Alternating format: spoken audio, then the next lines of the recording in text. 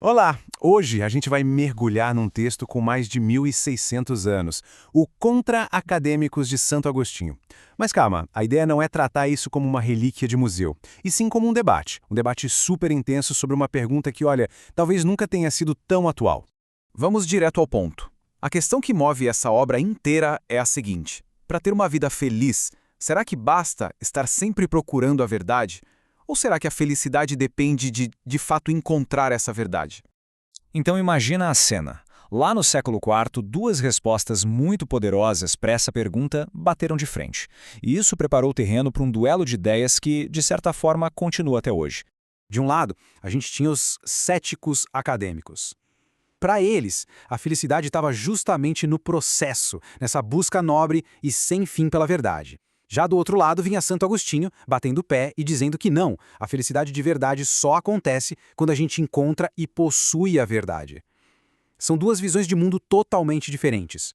Ok, então vamos conhecer o primeiro competidor desse ringue filosófico, os céticos acadêmicos. A visão deles, que foi muito bem defendida pelo grande orador romano Cícero, era mais do que uma filosofia, sabe? Era um jeito de viver que colocava a dúvida acima de qualquer certeza. E aqui está a grande sacada do argumento cético.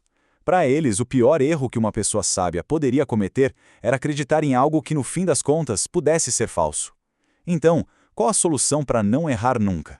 Simples: não acreditar em nada com certeza absoluta.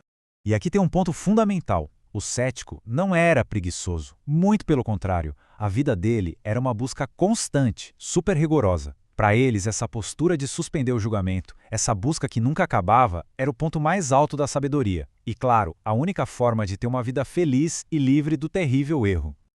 Mas aí chega Agostinho no debate. E ele não vai só dizer que discorda. Ele vai apontar o que ele vê como uma falha gigantesca, quase um erro fatal na base da lógica dos céticos. Os céticos eram pessoas práticas. Eles sabiam que para viver a vida era preciso tomar decisões. Então a solução deles era: já que não dá para ter certeza, vamos agir com base naquilo que é provável, ou verossímil, ou seja, aquilo que se parece com a verdade. Parece uma saída bem razoável, né? E aqui vem o checkmate de Agostinho. É uma pergunta simples, mas que desmonta tudo.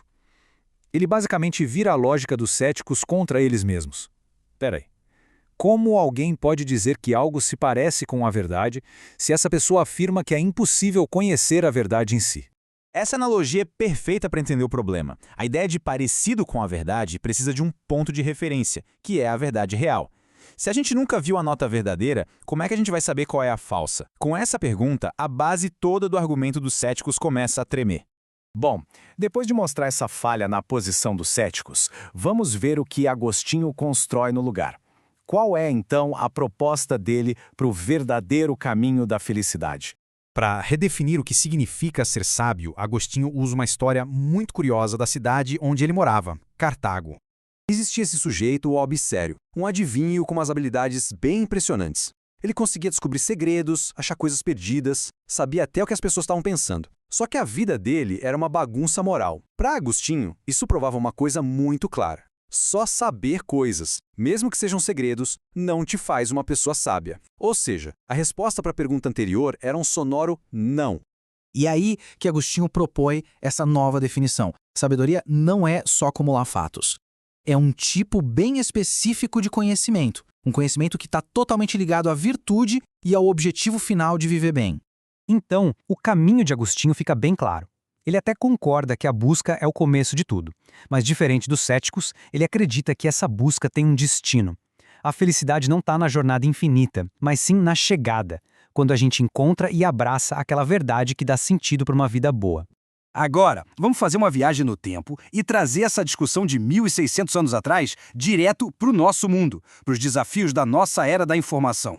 Essa linha do tempo mostra bem como essa briga entre o ceticismo e a crença é antiga, desde a Academia de Platão, passando por Agostinho e chegando no nosso feed de notícias de hoje, a pergunta no fundo é a mesma. Aquele desafio que Agostinho fez à ideia de verossímil é absurdamente relevante hoje. Todo dia, a gente é bombardeado com informação que parece verdade, que é provável, mas que talvez não seja a história completa. Nós estamos vivendo o problema dos céticos, só que numa escala global. Isso tudo nos deixa com uma última reflexão. A lição dos céticos era sobre ter cuidado para não errar.